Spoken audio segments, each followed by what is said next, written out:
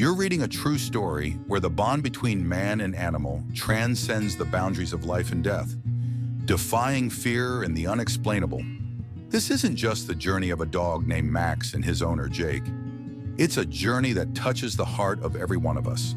Please share where you're reading this story from, and if you too love heartfelt tales, don't forget to subscribe to our channel to join us in spreading kindness and inspiration.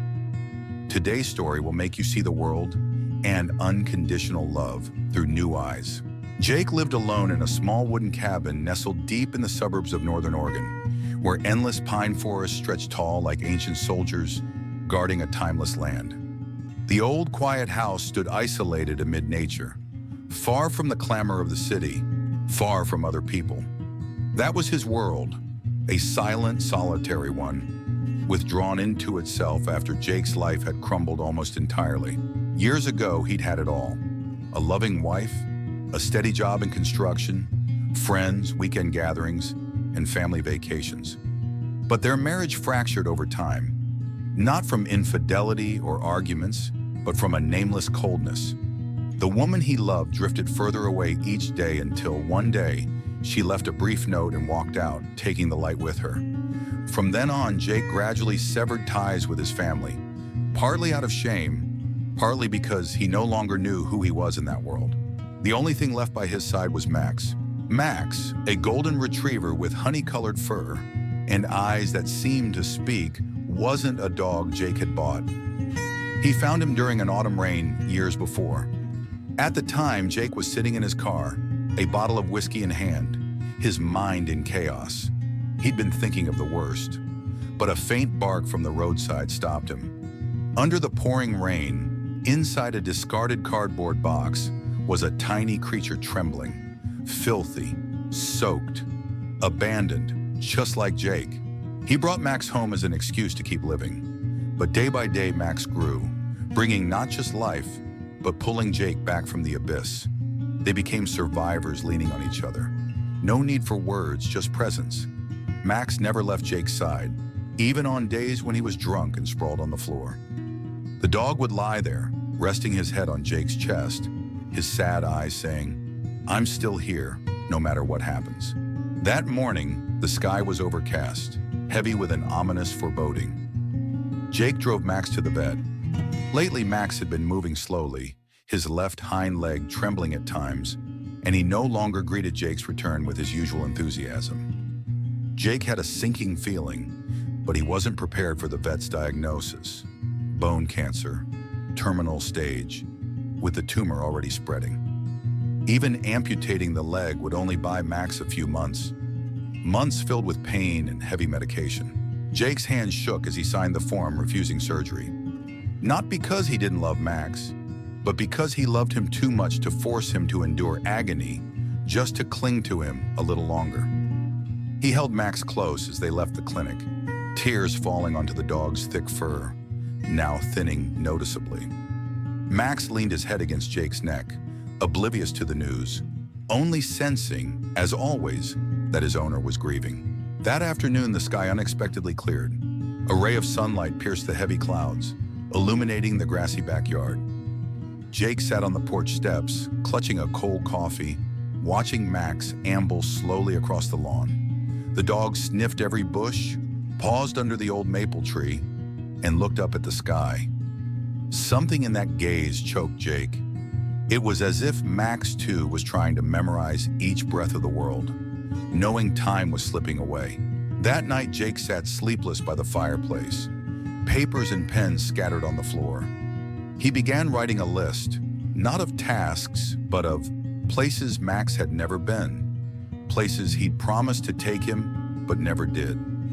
Forest trails blanketed in golden autumn leaves, beaches where silver waves crashed endlessly against rocks, small lakeside towns with ice cream trucks and children's laughter.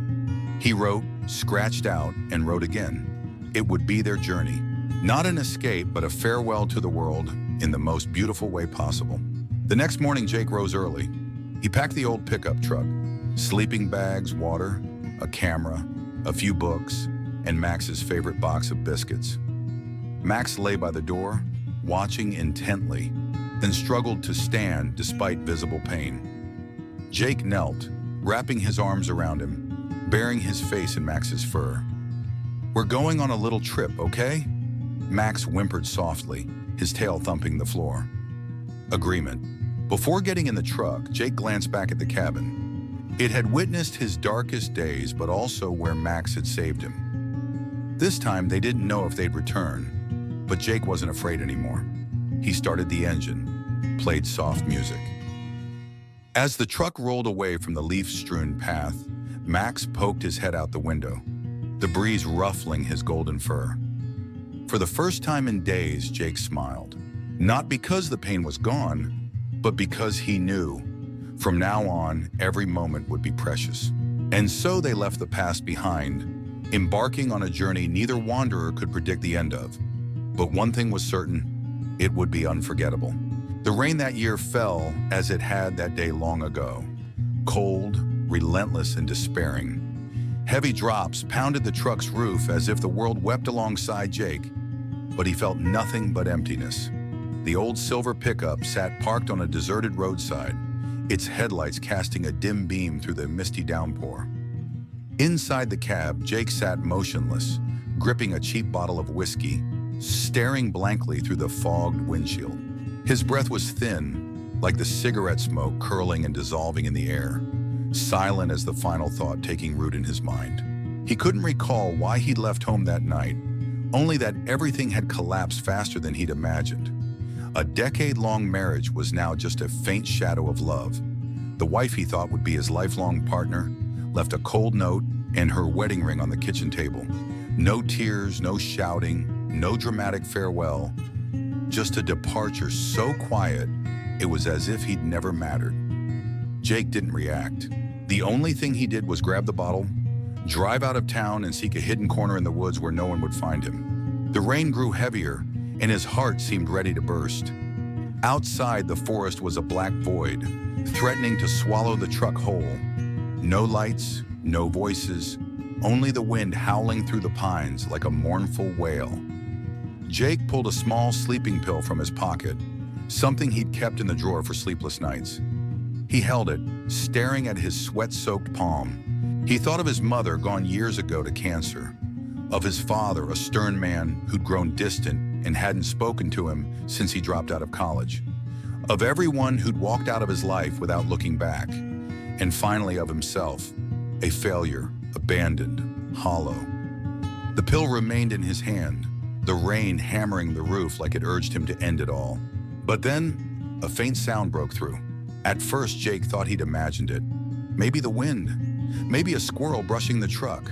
But it came again, weak, faltering. Whine, whine. A tiny, fragile whimper, but enough to make him lift his head. Amid the rain's chaos, the sound repeated, closer this time. Jake opened the door, unsure why. Maybe he just needed to know he wasn't mad. Rain stung his face, soaking his clothes in seconds. He shone his flashlight toward the sound, his weary eyes scanning bushes and muddy puddles. Then he saw it. An old cardboard box lay crumpled under an oak tree, soaked, its edges disintegrating, softened by the deluge. Jake approached, his boots sinking in mud, his heart inexplicably racing. He knelt, lifting the box's flap. Inside, a tiny creature shivered, pale golden fur matted together, ears drooping, eyes half closed. A puppy. No, more like a child abandoned in the cold, rainy night. Jake didn't think. Some instinct surged within him, stronger than any despair. He scooped the puppy up, holding it tightly to his chest, feeling its fragile warmth tremble in his arms. It was so light, it seemed it might vanish if he didn't hold on. His hand gently stroked its back, the first act of salvation he'd performed in months of living like a husk. Within minutes, he was back in the truck, placing the puppy on the seat, wiping its cold, wet body with a towel. And then, before he could buckle his seatbelt, something strange happened. The puppy, still weak, lifted its head, crawled closer, and licked his cheek. Jake froze. No one had touched him like that in a long time. Not a handshake, not a hug, certainly not a kiss. but that small, wet, fleeting lick from a tiny, innocent creature was enough to pull him back from the edge. Those little eyes looked straight at him. No judgment, no fear, only presence. The puppy didn't know who Jake was or what his past held, but it chose him right then, in that rainy night, in a lonely truck in an empty forest. Jake slumped over the steering wheel and sobbed. For the first time, he let himself cry like a child. Not from pain, not from anger, but because something had come alive again. A feeling so foreign, being needed, being loved by someone, even a tiny creature, without expecting anything in return. The next day, Jake took the puppy to the vet. It was healthier than he'd thought, just feverish and dehydrated. He named it Max for no particular reason. The name just surfaced, as if it had always been waiting in his subconscious. From that day on, Jake stopped thinking about death. Not because he forgot his pain, but because he'd found a reason to live. Max grew quickly. He romped around the backyard, chased the wind, dug holes under the fence, and shredded the living room rug. But never, not once, did he stray more than 10 steps from Jake. Wherever Jake went, Max followed. When Jake was sad, angry, or silent for hours, Max was there, his head on Jake's lap, his eyes saying, "I'm here. You're not alone." Jake never shared the story of that rainy night with anyone. But he knew, if not for Max, he might now be just a faint memory in the minds of a few old acquaintances. Max wasn't just a dog. He was a savior, a true friend, the last thread tying Jake to this life. And now, hearing the vet say Max would soon leave him, Jake wasn't just losing a friend. He was losing the one who'd saved his life, and that to him hurt more than any loss he'd ever known. Since learning Max had little time left, Jake transformed his way of living. Before, he was a man of few words, reclusive, rarely touching his phone except for work messages. But now his old phone became a visual diary. From the first day of their final journey, he decided to photograph every place they visited. Not for social media, not to share, but to preserve. So later, when Max was gone, he could open his phone and hear again the barks, the forest breeze, the lapping lake water, and the life Max had brought him. Each time the truck stopped, Jake opened the tailgate, grabbed the leash and camera. Max, though no longer nimble, trudged along, his eyes sparkling like a child's whenever let loose. Once, at a western beach, Max chased the waves, stumbled, and fell, his fur soaked and sandy. Yet he rolled over, grinning with his signature wide-mouthed smile.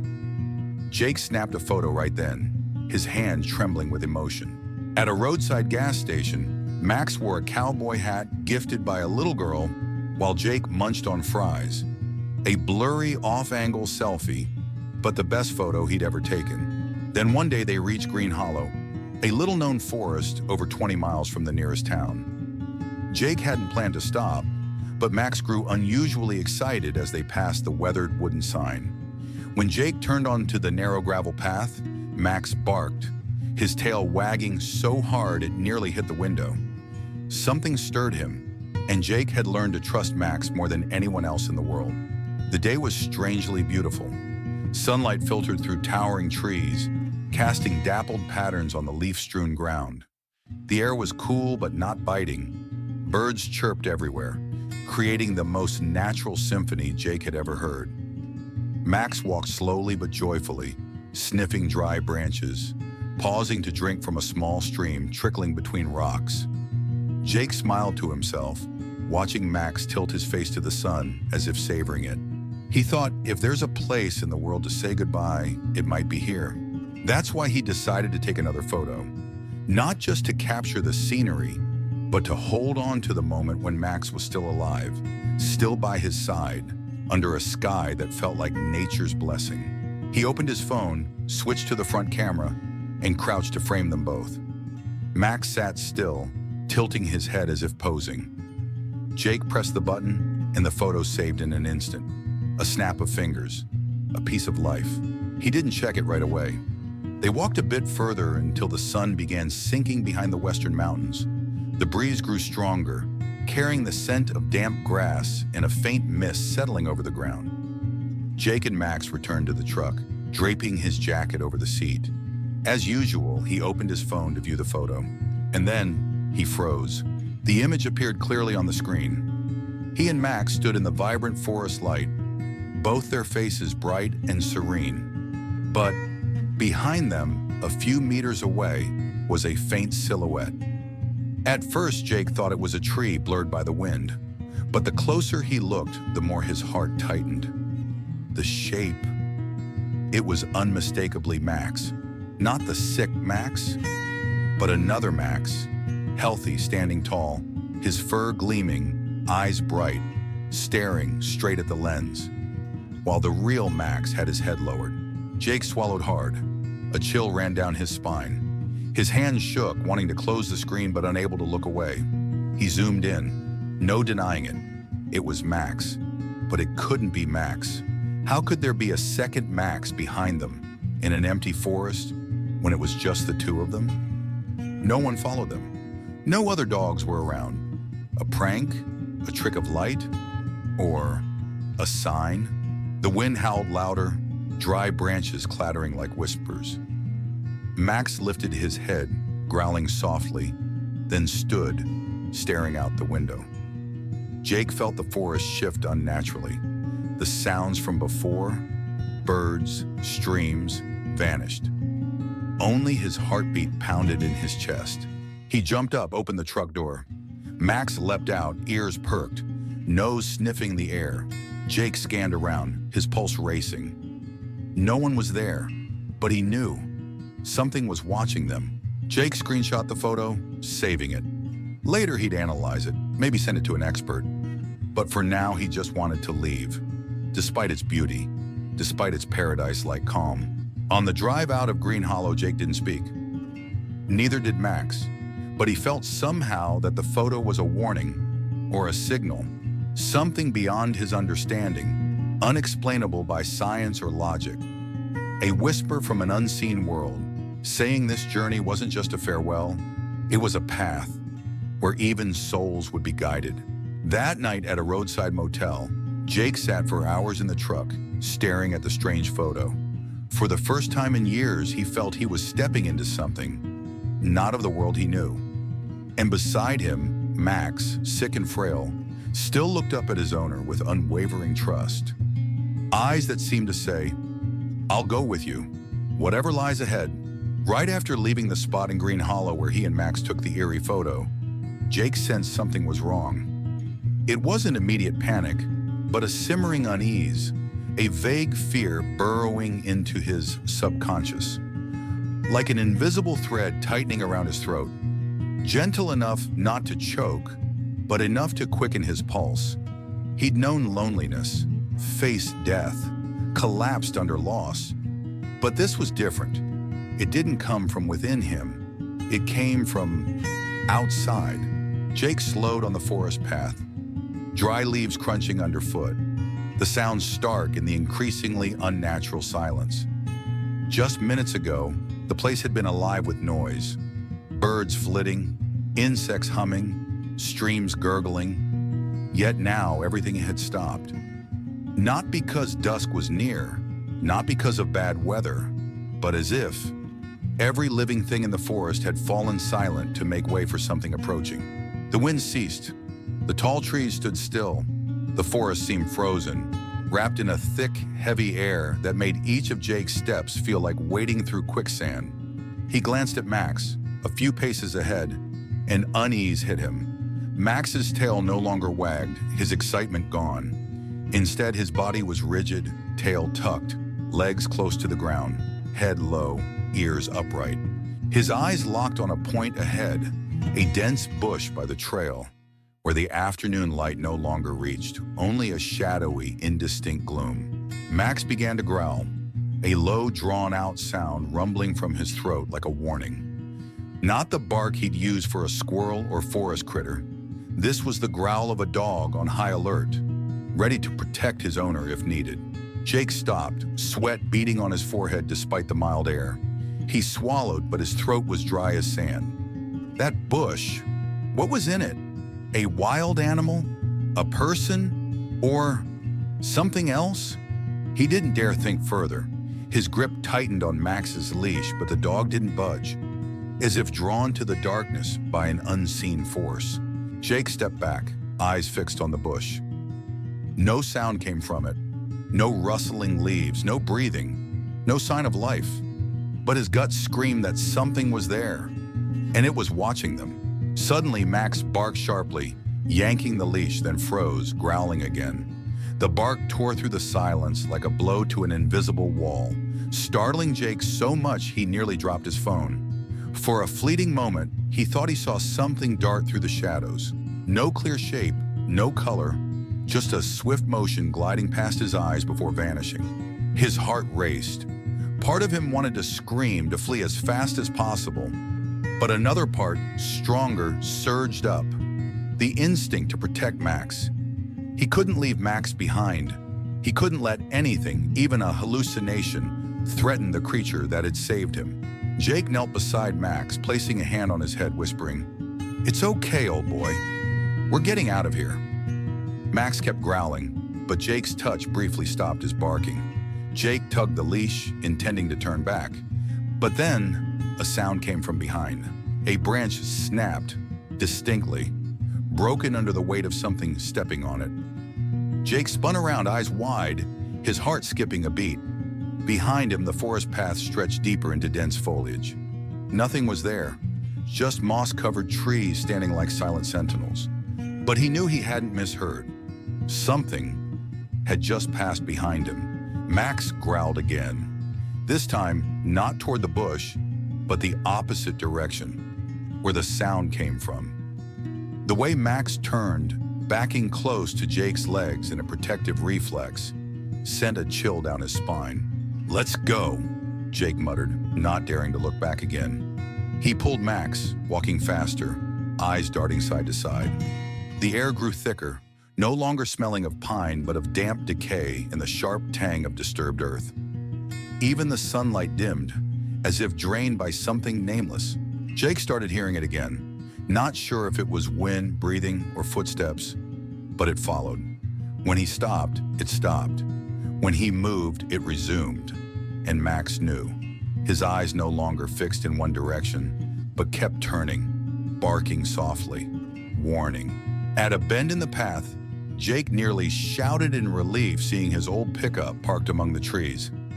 He pulled Max into a run, ignoring the slippery ground, his heart pounding like it would burst. Behind them, though he saw nothing, the feeling of being watched never relented. It was like a shadow slipping through every breath, every falling leaf, every gap between heartbeats. Finally, they reached the truck. Jake slammed the door shut, locked it, and started the engine. Max jumped into the back seat, panting, eyes still on the forest. As the truck reversed out of the trail, Jake glanced in the rearview mirror, and for a split second he swore. Between two trees behind, a pair of eyes watched them. Not human, not animal, but something else. And then Jake knew. This forest wasn't just a patch of green on a map. It guarded something. Ancient, silent, and full of secrets. And he and Max had just brushed the edge of what shouldn't be known. The trail out of Green Hollow felt longer than Jake expected. As he and Max left the strange forest, where the eerie photo was taken, the sky was tipping toward late afternoon. The last light filtered through the tall trees like fingers clutching the fading sun. But instead of warmth, it lent the scene an otherworldly haze. The wind whistled through the leaves, bending the dense bushes along the path. The air seemed to thicken, and the forest sounds, birds, insects, remained suspiciously absent, as if they'd never return. Jake held Max's leash tightly. The dog stayed close, no longer eager but cautious, each step radiating wariness. The thick fur on his neck bristled, his nose constantly sniffing, as if tracking an invisible foe. Whenever the wind blew, Max paused, lifting his head to listen, and Jake froze, his chest tightening. They rounded a small bend where the trees grew denser, darkening the ground as if night had fallen early. Then Max halted abruptly, letting out a low growl from his throat. Jake stopped instinctively, his eyes locking on where Max stared. Right in the middle of a wet path, where old tire tracks still marked the soft earth, was something unnatural, a footprint. Not human, nor dog, deer, bear, or any creature Jake knew. The print was deep, etched sharply into the fresh mud, likely made less than an hour ago. It resembled a foot, 5 toes, but the toes were unnaturally long, curving like claws. The heel was wide, sunken, and the entire print was twice the length of Jake's hand. Whatever left it must have been over 2 meters tall and weighed at least 200 kilos. Jake crouched, careful not to step on it, his eyes fixed. The mud was still wet, slightly shifted. Proof it was recent. It couldn't be human, nor a bear, no matter how large. The toe structure was wrong, the claw marks too deliberate, like they'd been carved with metal. Max growled again, sharper this time. Jake's chest felt heavy. He stood quickly, scanning around. The path was flanked by thick bushes, the forest edge distant, but nothing moved. Yet the sense of being watched, surrounded by something unseen, didn't fade. It grew sharper, as if the forest was closing in, refusing their escape. Jake looked at Max. The dog was backing away, his back arched defensively, eyes glued to avoid ahead. Jake gripped the leash, tugged lightly, ready to turn back. But a memory flashed, stopping him. A year ago, this same forest. Jake recalled skimming a small article in a diner. A young couple, tourists, had camped overnight in Green Hollow. They'd set up a tent near the forest's edge, taken photos, even live-streamed online. But the next morning, the boyfriend vanished without a trace. The tent was untouched, his backpack intact, only a long skid mark leading into the woods. Search teams scoured for days, tracking dogs, drones, even mounted units, but found nothing. No blood, no clues, no body. Just gone. In the end, they assumed he'd left willingly, a flimsy, callous theory to close the case. Jake remembered it clearly because the article quoted the surviving girlfriend, who insisted that before sleep, they'd heard a strange sound, like heavy footsteps moving past the tent. And then the wind stopped, and the birds fell silent. Exactly like now. Jake gripped his backpack strap, pulling Max closer. His breathing quickened, but he fought to stay calm. He turned to walk away when Max barked loudly, startling him. The sound echoed through the forest like an alarm, fierce, unyielding, hiding nothing. And then, from deep within the forest behind, a sound answered. Not loud, not clear, but real. A sharp crack of a large branch snapping underfoot. And it wasn't static, it was moving toward them. Jake didn't think anymore. He grabbed Max, nearly dragging him, and ran. The muddy path slipped underfoot, nearly tripping him, but adrenaline flooded his body. He didn't know how far he ran, only that each step echoed in the deathly silence, like a drumbeat of doom. Max ran beside him, no longer barking, just wheezing heavily. Branches whipped his face, scratching skin, but Jake didn't stop. Only when sunlight broke through a gap in the canopy, signaling the forest's edge, did Jake dare glance back. Nothing, no shape, no sound. But the feeling, the sense of being seen, tracked, targeted, lingered, and in his mind the image of that massive footprint in the mud burned like a warning. Something lived in this forest, something unnatural, not a beast, not a man, and it had noticed them. The rain came without warning, as if the sky sensed the fear surging in Jake's heart and called for a fitting, natural drama to match. Gray clouds piled up from the west, so fast that within 10 minutes, the vibrant afternoon light was devoured entirely. The forest turned a dull gray. The light through the trees fragmented like thin threads stretched by an unseen hand. Jake and Max ran, pouring every ounce of strength into each step, desperate to escape the darkness closing behind them. No one spoke.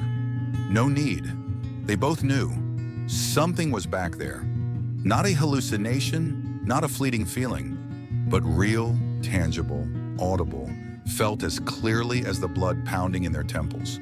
Footsteps.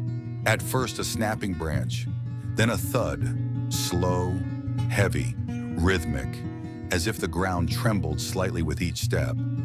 Not human steps, nor an animal's run. These steps had weight, purpose, and their purpose was them. Jake felt the first raindrops hit his neck, sharp as ice. Soon the sky unleashed a furious downpour.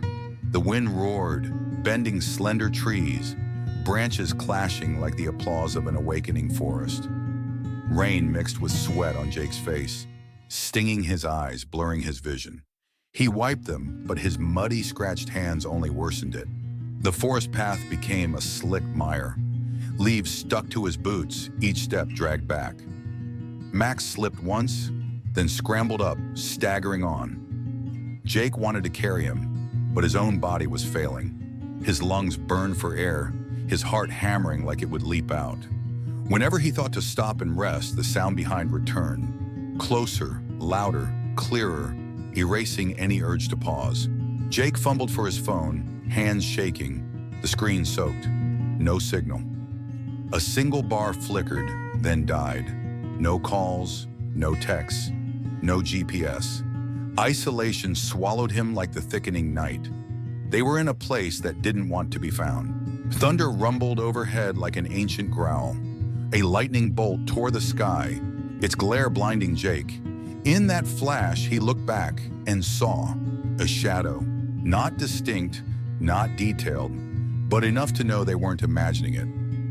A tall, upright shape stood on the path that they just fled, not far off. It didn't move, just stood. But one glance froze Jake to the core. Max barked wildly, the sound cutting through the rain, fiercer than ever. Jake yanked the leash, shouting, not to scare Max, but to keep him close. "No! Run, Max! Run!" But Max didn't budge.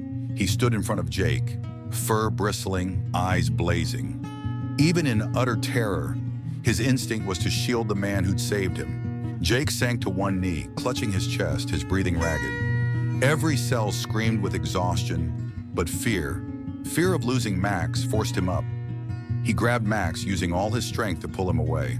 Ahead, the path seemed to vanish in the rain. Familiar markers were gone. No signposts, no notched trees. Everything felt replaced by a distorted, darkened version, like the forest was playing a trick. They slid down a slope, mud splashing. Max yelped in pain, but Jake didn't stop. He rolled, crawled up, dragging Max along. His hand grazed a rock, tearing open, blood mixing with rainwater.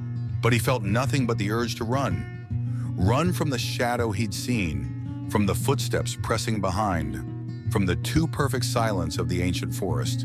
A branch whipped Jake's face, slicing from cheek to chin. He stumbled, crashing shoulder first into a tree. Max turned, licking his face, whimpering softly. Jake met Max's eyes now gleaming with not just fear, but resolve. No one leaves the other. No one dies here, not today. Jake rose again, pulling Max along. They ran, ignoring aching legs, flowing blood, in the storm's howl threatening to swallow them. When a faint light appeared ahead, maybe a car, a road, or hope, Jake gasped, tears mixing with rain, unsure if from exhaustion or relief. But behind them, the footsteps echoed still, unhurried, patient, as if certain its prey would eventually fall. And Jake knew they hadn't escaped. Not yet. Only spared for now. The faint light ahead pierced the thick rain like a tiny flame in a blackened sky. Enough for Jake to cling to the hope they were nearing escape from this nightmare. It could be headlights or just a clearing to the main road. Whatever it was, Jake knew they were close to the forest's edge, where life and people still existed, where the world's normal rules still held. He bowed his head, exhaling sharply, still gripping Max's leash. The dog, drenched and trembling, stayed glued to his side through the harrowing ordeal. The wind still screamed through the leaves, tearing at the canopy as if to hurl the forest to the ground. Rain lashed Jake's face like cold slaps. His hands were numb, but he clutched the leash like it was their only lifeline. They were mere hundreds of meters from safety, He knew because he could see the old tire tracks where he'd parked the truck. So close, almost there, just a bit more. Then it happened. Max, walking beside him, head low, silent, suddenly raised his head. His ears shot up, nose sniffing the air. Then he yanked hard to the left, toward a dense cluster of trees. Jake startled, pulling back. "Max! No! No! Come back!" But it was too late. Max growled softly, a sound Jake had never heard. Not from fear, but something stronger. Instinct. Then he jerked free, the leash slipping from Jake's grip despite his numbed, desperate hold.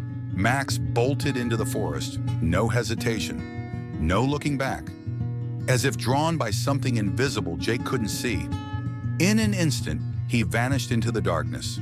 "Max!" Jake's scream tore his throat, echoing in the rain like a desperate cry from an empty chest. He charged after, heedless of branches whipping his face or the slick mud tripping him. The exhaustion from their forest run evaporated, replaced by a surging panic shredding his reason. Jake no longer ran from the shadow trailing them. Now he feared only one thing: losing Max. The forest closed behind him as he plunged in. Bushes tore at his limbs, rain mixed with blood, mud caked his clothes. But Jake didn't stop. Couldn't stop. His eyes scanned frantically in the dark for Max's familiar form. His wet golden back, his ever-wagging tail, his clumsy but vibrant run. But there was nothing. He called again, voice hoarse. "Max, please come back!" Each step stabbed his chest. He'd sworn to protect Max to the end. He'd taken him everywhere to savor his final days in peace. And now, Max was lost in the darkness of a maddened forest, and Jake had nothing left but the rain's drone and memories. Then he heard a bark. A single bark rang out ahead, bouncing off soaked trees, broken by thunder. Jake ran toward it, shouting, "Max!" like a man possessed. His heart clenched with each beat, feeling like he was running backward into an abyss, where familiarity vanished and only instinct guided him. Another stumble. This time he slammed his shoulder into a tree, a broken branch grazing his forehead. But the bark sounded again, closer, clearer. And then he saw him, Max. He stood in a forest clearing, where trees formed a strange arc, like a natural cave of ancient roots. Max barked fiercely at the bushes across, not in fear, but to protect. Protect what? Jake started to run to him, then froze. A lightning flash lit the sky, and he saw what Max faced. A black shape, massive, human-like, but not human. It stood still in the bushes, only its upper body visible through the leaves. Over 2 meters tall, covered in fur or moss, its face unclear. Only its eyes, glowing. Jake exhaled, speechless. In that moment, he understood why Max had run, why he'd defied everything to come here. He wasn't fleeing. He was trying to stop something. And Jake realized, if he didn't pull Max away now, if he left him even a minute longer, he'd lose him. Forever. Not to illness, but to whatever lurked in this forest. He clenched his fists, stepping toward Max, calling softly, "Max, come back to me, please." Max glanced at him, just once, then turned back to the creature, growling. Jake had never felt so powerless. No one had taught him how to protect a friend willing to sacrifice himself to save him from something he couldn't even name. And that was the moment, in the pouring rain, in the pitch-dark forest, between two beings bound by an invisible thread, that Jake knew. He had to do what was right, whether it meant running or facing it. But first, it meant holding on to Max at all costs. The forest now felt like another world. No longer the one Jake and Max had entered that morning. Everything had changed. The rain eased, but the air remained thick, moisture clinging to every leaf and ancient trunk. The smell of wet earth, moss, and a faint, unnameable sharpness blended, as if nature held a secret too vast within its heart. The wind no longer roared but hissed softly through the leaves, like an ancient whisper echoing from far away. Jake stood frozen, his heartbeat pounding in his ears. Max was right before him, legs slightly bent in a defensive stance. But he didn't bark, growl, or lunge. Across from Max, less than 3 meters away, stood a colossal creature, a bear. But not an ordinary bear. It was immense, its gray-brown fur matted and clumped with rain and mud. Its claws were long, razor-sharp, digging into the soft forest floor. Its shoulders hunched, back curving with each heavy breath.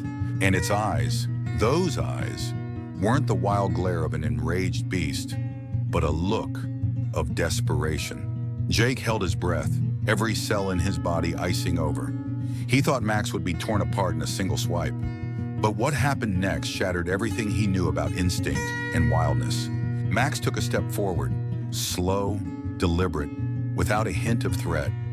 He lowered his head, ears tucked, then moved closer still. One more step, and he touched the bear. Jake wanted to scream, but his voice caught in his throat. Max stopped just before the bear's muzzle. And then, in a moment so strange it defied all logic, Max gently raised his head and licked the bear's nose. A soft lick, almost tender, as if comforting a wounded soul rather than facing a wild beast. The act held no fear. On the contrary, it was beautiful in a way words couldn't capture. The bear blinked. Its massive frame trembled slightly. A low, rumbling sigh escaped its throat, and it slowly lowered its head, its legs relaxing. The taut atmosphere began to loosen, as if the entire forest exhaled in relief. A breeze brushed Jake's hair, carrying the primal scent of the untouched forest, rich, raw, and hauntingly profound. Jake didn't dare move. He felt like he stood amid a sacred ritual between nature, life, death, and the inexplicable. Max turned to look at him. His eyes didn't urge or plead. They invited, "Trust me, come with me." The bear began to move, but it didn't turn and flee.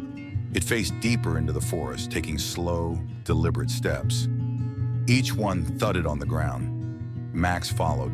No hesitation, no fear. Jake, as if entranced, followed too.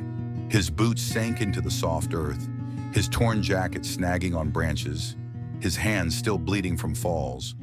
But those physical sensations faded to a faint hum. He moved as if guided by something beyond reason, instinct.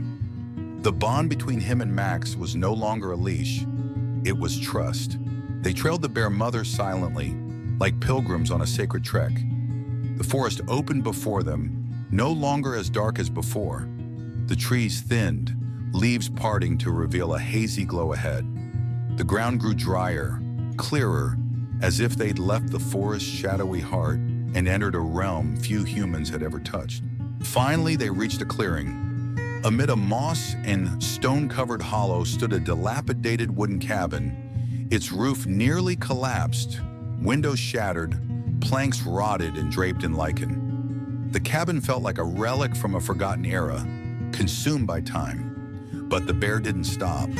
It walked straight to the door, then lowered its head as if sniffing or listening to something inside. Max paused at the porch. Jake stepped beside him, confused, not yet grasping what was happening. Then he heard it, a sound, faint but clear, a whimpering, high-pitched whine repeating, not the bear mother's, but a cry for help. Jake hurried forward, kneeling by a rotted section of the cabin floor. He peered through a gap, and his heart clenched. 3 bear cubs, their pale gray fur streaked with mud, were trapped in a deep pit, likely a collapsed basement. Wet, shivering, their wide eyes brimming with panic.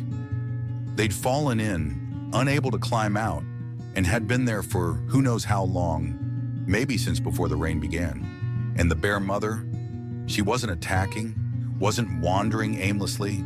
She was seeking help. She'd led Max back to find someone. The only one she sensed could understand. Jake sank to the ground, overwhelmed by a feeling both staggering and warm. A bear mother, seen as a symbol of ferocity, had trusted Max, and Max had trusted her, and both somehow trusted Jake wouldn't fail them. No one had taught Jake to be a hero. He only knew in that moment he had to do what was right. He stood looking at Max, and Max gave a slight nod. "All right," Jake said softly, voice hoarse. "We'll save them." The wind in the forest softened, rustling the high leaves, gliding past the wooden cabin like an ancient murmur. The sky remained gray, but the rain had stopped, leaving a stillness so profound it felt almost holy.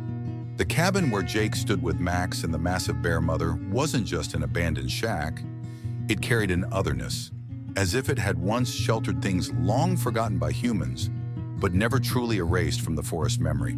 The rotted floorboards creaked faintly under Jake's steps. The walls leaned, green moss coating every crack, some wood so decayed it could be torn apart by hand. At the cabin's center was a sunken pit, perhaps once a cellar hatch. The hole spanned just over a meter, its edges jagged with broken earth like shattered teeth. A musty stench, mingled with wet wood and wild animal scent, rose, forcing Jake to hold his breath as he leaned in. He knelt at the pit's edge, gripping the crumbling wood, and called softly, "Anyone down there?" Answering him were weak, keening cries, almost sobbing, not human, but from 3 tiny lives huddled at the bottom, 3 bear cubs, their gray fur matted with mud, trembling from cold, hunger, and fear. Their eyes were wide, radiating wordless panic. One tried clawing the dirt wall, only to slide back, its nails scraping in desperate futility. The bear mother stood behind, silent, but her body was taut, eyes fixed on the pit. Her massive head bobbed slightly with each movement of her cubs, and Jake could feel her energy, a silent agony of a mother powerless to save her young, left only with hope. Jake turned to Max. The dog stood close, watching him as if he knew what Jake would do. And truly, Jake didn't need a second to decide. He shrugged off his backpack and pulled out a small flashlight, directing its beam into the opening. What he saw made his breath catch. 3 bear cubs, no more than a few months old, huddled together at the bottom of what was indeed a small cellar. Their fur was matted with mud, their small bodies trembling with cold and fear, their eyes wide with panic. "Bear cubs," Jake whispered, understanding dawning with sudden clarity. "That's what this has been about." He looked at Max, who maintained his position at the edge of the opening, his attention divided between Jake and the trapped cubs below. There was an expectancy in his posture, a clear communication. "Now you understand. Now you must help." Jake sat back on his heels, mind racing. Bear cubs meant a mother bear somewhere nearby. A mother who would be frantic, searching for her young. A mother who might be the creature they had seen in the storm, transformed by fear and desperation into something that had seemed impossible, supernatural. "That's why you wanted to come back," Jake said softly, stroking Max's head. "You knew they needed help." Max leaned into his touch briefly, then returned his attention to the opening. Whining softly as one of the cubs attempted to climb the earthen wall of the cellar, only to slide back down with a pitiful cry. Jake assessed the situation quickly. The cellar was about 10 feet deep, its walls composed of packed earth and stone. The cubs had likely fallen through the rotted floor and been unable to climb out. How long they had been trapped was impossible to know, but their weakened state suggested it had been at least a day, perhaps longer. "I need to get down there," Jake decided, already scanning the edge of the opening for the sturdiest point of entry. But first, he rose and moved carefully around the perimeter of the cabin, searching for any sign of the mother bear. The clearing remained peaceful, with only the gentle rustle of leaves in the breeze disturbing the silence. No massive shape watching from the tree line. No sense of being observed by intelligent amber eyes. Yet Jake couldn't shake the feeling that they weren't alone, that somewhere in the surrounding forest, something was aware of their presence, perhaps even waiting to see what they would do. Returning to the porch, Jake knelt beside the opening again. "I'm going down," he told Max, who watched him with unwavering attention. "Stay here and keep watch, I guess." He secured his flashlight between his teeth and lowered himself carefully through the gap, using exposed floor joists as handholds until his feet touched the earthen floor of the cellar. The cubs scrambled away from him, pressing themselves against the far wall with frightened whimpers. "It's okay," Jake said softly, crouching to appear less threatening. "I'm going to get you out of here." The cellar was damp and cold, with the musty smell of long-abandoned spaces mingled with the distinctive scent of the bear cubs. Jake could see now that they were severely dehydrated, their eyes sunken, movements sluggish despite their fear. One appeared to be injured, favoring its right front paw. Jake removed his jacket, creating a makeshift sling. "This is going to be tricky," he murmured, approaching the cub slowly. "But we've got to try." The smallest cub, too weak to resist, allowed Jake to wrap it gently in one sleeve of the jacket. He cradled it against his chest, feeling its rapid heartbeat and the alarming prominence of its ribs beneath the matted fur. Using his free hand to brace against the cellar wall, Jake began the awkward climb back toward the opening, where Max watched anxiously from above. When he reached the top, Jake carefully transferred the cub to the porch floor. It lay still, eyes half closed, breathing rapid and shallow. Max approached cautiously, sniffing the tiny creature before gently licking its face, a gesture so tender it momentarily took Jake's breath away. "Watch over this one," Jake instructed, though he knew the request was unnecessary. Max had already settled beside the cub, his body providing warmth and protection.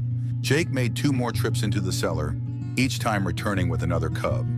The largest of the 3, the one with the injured paw, struggled weakly in his grasp, but was too exhausted to put up much resistance. By the time all 3 cubs were safely on the porch, Jake was sweating despite the cool air, his arms scraped from the rough edges of the floor joists, his jeans caked with the damp earth of the cellar. He knelt beside the cubs, assessing their condition with growing concern. They needed water, warmth, and proper medical attention, none of which he could adequately provide here. The nearest wildlife rehabilitation center was at least 2 hours away, assuming he could find the right roads through this remote area. "We need to get them to help," he told Max, who had positioned himself protectively beside the smallest cub, occasionally licking its face as if encouraging it to stay awake. But their mother, Jake trailed off, scanning the forest edge again. The thought of taking the cubs, of a mother returning to find her young missing, filled him with equal parts guilt and fear. Yet leaving them here, weak and vulnerable, was not an option. As if in answer to his unspoken dilemma, a sound came from the tree line, a low, rumbling growl that seemed to vibrate the very air. Jake froze, his heart hammering against his ribs, as a massive shape emerged from the shadows beneath the trees. The bear that stepped into the clearing was enormous, her dark fur matted from the storm, her movements deliberate and tense with barely contained aggression. She rose briefly onto her hind legs, towering over 7 feet tall, her amber eyes fixed directly on Jake with unmistakable intelligence and purpose. It was her, the creature from the storm, now revealed in daylight to be not a supernatural entity, but a mother driven to desperation by the loss of her cubs. Still formidable, still terrifying in her power, but comprehensible in a way the rain-blurred shape by the roadside had not been. Jake remained absolutely still, fear drying his mouth and sending cold sweat trickling down his spine. The mother bear dropped back to all fours and took several steps forward, her growl deepening in warning. She was close enough now that Jake could see the rise and fall of her massive chest, could smell the wild, musky scent of her fur. This is it, he thought with strange clarity.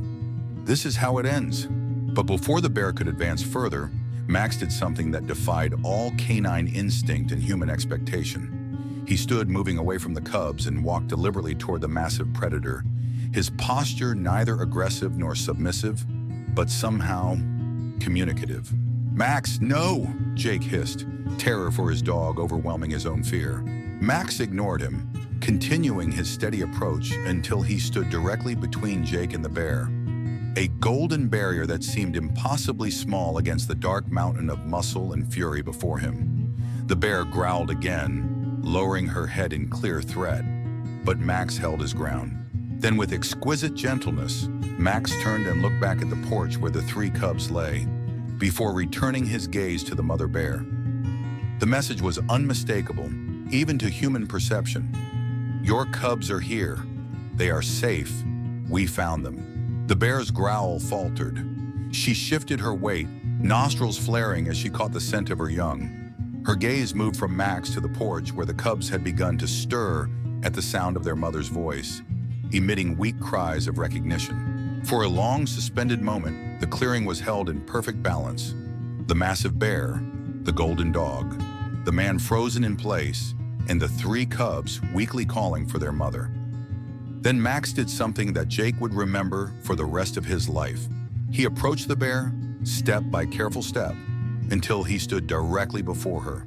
And then, with the same gentle deliberation he had shown throughout this strange encounter, Max stretched forward and licked the bear's nose, a single delicate touch that bridged the gulf between predator and prey, between wild and domestic, between fear and understanding.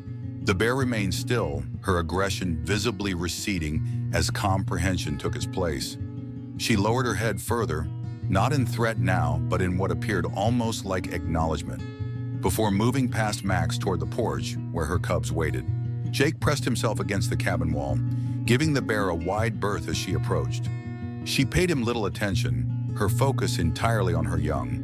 With surprising gentleness for such a massive creature, she nuzzled each cub in turn, making soft chuffing sounds that seemed to revive them slightly. The smallest one managed to stand on wobbling legs, pressing against its mother's fur with desperate relief. Max returned to Jake's side, leaning against his leg as they both watched the reunion unfold. Jake's fear had given way to awe at the bear's obvious intelligence, at Max's inexplicable understanding of the situation, at the strange series of events that had led them to this moment of unlikely harmony. "You knew," Jake whispered, kneeling to embrace Max, his voice thick with emotion. "Somehow you knew they needed help, and you brought us here." Max leaned into the embrace briefly before turning his attention back to the bear family. The mother was attempting to help her cubs down from the porch, but the smallest one kept collapsing, too weak to follow its siblings who had already managed to climb down with their mother's assistance. Without conscious thought, Jake found himself moving forward. The bear turned sharply at his approach, a warning growl rumbling in her throat, but she didn't charge. Jake stopped, holding out his hands in a gesture of peace. "Let me help," he said softly, knowing she couldn't understand his words but hoping his intent might somehow be communicated. "The little one needs water and food. They all do." To his astonishment, the bear's growl subsided. She watched with wary intelligence as Jake slowly approached the smallest cub, keeping his movements deliberate and non-threatening. He gathered the tiny creature in his arms, feeling its fragile bones beneath the fur, its heartbeat rapid against his chest. "I know a place," Jake told the mother bear, the absurdity of speaking to her lost in the strange solemnity of the moment. "People who can help them recover, and then bring them back to you." He descended the porch steps carefully, the cub cradled against him, and approached the bear with a courage born not of recklessness, but of the profound sense that he was participating in something beyond ordinary understanding. When he stood before her, close enough to feel the warmth radiating from her massive body, Jake slowly extended the cub. The mother bear took her young with surprising delicacy, massive jaws gentle as she grasped the scruff of the cub's neck. She placed it on the ground beside her, then looked up at Jake with eyes that held something he had never expected to see in a wild animal. A clear, unmistakable recognition, not just of him as a being, but of what he had done, of his intent to help. The moment stretched, human and bear regarding each other across a divide of species and experience that suddenly seemed less insurmountable than Jake had always believed. Then the bear lowered her head in what could only be described as a nod, a gesture so deliberate, so human-like, that Jake felt a chill run down his spine despite the warmth of the afternoon sun. "You're welcome," he whispered, taking a careful step back. The bear gathered her cubs, nudging them gently toward the forest edge. The smallest one stumbled, still too weak to walk properly. Without hesitation, the mother bear picked it up in her mouth, carrying it as carefully as Jake had moments before. At the tree line, she paused, looking back once more at Jake and Max standing side by side on the cabin porch. In that final gaze, Jake had the distinct impression that something was being communicated. Not gratitude exactly, but a kind of recognition, an acknowledgement of connection that transcended the normal boundaries between human and wild. Then the bear turned and disappeared into the forest, her other cubs following close behind, and the clearing was empty once more save for Jake, Max, and the dilapidated cabin, bearing silent witness to what had transpired. Jake sank down on the porch steps, his legs suddenly unable to support him as the adrenaline of the encounter drained away. Max sat beside him, leaning against his side in familiar comfort. But there was nothing familiar about what they had just experienced. Nothing that Jake's understanding of the world could easily accommodate. "How did you know?" he asked Max, burying his fingers in the dog's golden fur. "How did you know they were here, that they needed help?" Max offered no answer beyond a soft sigh and the steady pressure of his body against Jake's. But as the afternoon light filtered through the trees, casting long shadows across the clearing, Jake found himself thinking of the strange blur in the photograph from Green Hollow. The golden shape that resembled Max, yet couldn't possibly be him. A second Max, a guide perhaps, or a messenger? The thought should have been unsettling, should have challenged everything Jake believed about reality and the natural order. Yet sitting there with the memory of the bear's intelligent gaze still fresh in his mind, with the warmth of Max's body against his side, Jake felt not fear, but a profound sense of wonder, as if he had been granted a glimpse behind the veil of ordinary perception into something vaster and more mysterious than he had ever imagined. "I think," he said slowly, "we should go back to Green Hollow. One more time." Max looked up at him, amber eyes reflecting the slanting sunlight, and Jake had the distinct impression that his dog was smiling. The drive back to Green Hollow had a dreamlike quality, as if the landscape itself had been subtly altered by their experiences of the past few days. Colors seemed more vivid, shadows deeper, the very air charged with a significance Jake couldn't articulate but felt with every breath. Beside him, Max sat with unusual stillness, his gaze fixed on the road ahead, occasionally glancing at Jake as if to confirm they remained on course. They had spent the night at a small campground after leaving the abandoned cabin, both too exhausted for further travel. Jake had slept deeply despite the day's extraordinary events and had awakened with a clarity of purpose that surprised him. Whatever was happening, whatever had drawn them to the bear cubs, whatever presence had been watching them in Green Hollow, it wasn't finished. There was more to understand, more to witness, and Max knew it. The narrow track leading into Green Hollow was exactly as they had left it, winding between ancient trees whose branches formed a cathedral-like canopy overhead. Jake drove slowly, acutely aware of every shadow, every movement at the periphery of his vision. The truck's tires crunched over fallen pine needles, the sound unnaturally loud in the hushed forest. When they reached the small clearing with the weathered wooden sign, Jake parked and sat for a moment, hands still on the steering wheel, gathering his thoughts. "I don't know what we're going to find," he told Max, who watched him with steady attention. "But whatever it is, I trust you, buddy. You've led us this far." Max responded with a soft whine, not of distress, but of what sounded almost like agreement. When Jake opened the passenger door, Max jumped down with surprising agility for a dog in his condition, waiting patiently as Jake gathered a small backpack with water and supplies. The main trail stretched before them, dappled with afternoon sunlight filtering through the canopy. Jake clipped Max's leash to his collar, more out of habit than necessity. He knew Max wouldn't stray, especially not here, not now. Together, they set off into the heart of Green Hollow. The forest embraced them with the same otherworldly quality Jake had noticed on their first visit. The peculiar golden-green light, the hushed atmosphere that seemed to absorb and transform ordinary sounds. The sense of ancient presence watching from the spaces between trees. But where that presence had felt unsettling before, now it seemed almost expectant, as if the forest itself had been waiting for their return. They followed the trail deeper into the hollow, Max setting a pace that was deliberate but steady, showing none of the hesitation or pain that had marked his movements in recent days. Jake found himself wondering if it was merely the excitement of the moment masking Max's symptoms, or if something more inexplicable was at work. Some energy unique to this place temporarily holding the cancer at bay.